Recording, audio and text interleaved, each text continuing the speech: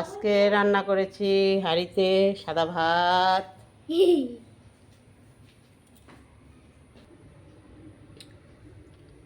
ডাল, শাক, ঢেঁকি শাক, আলু ভাত করলা ভাজা, চাল কুমড়ো পুর,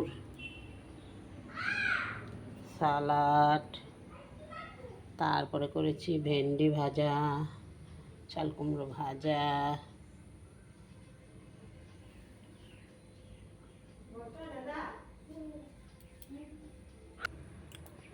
হ্যালো বন্ধুরা, আজকে আমার লাঞ্চে নিয়ে আসছি।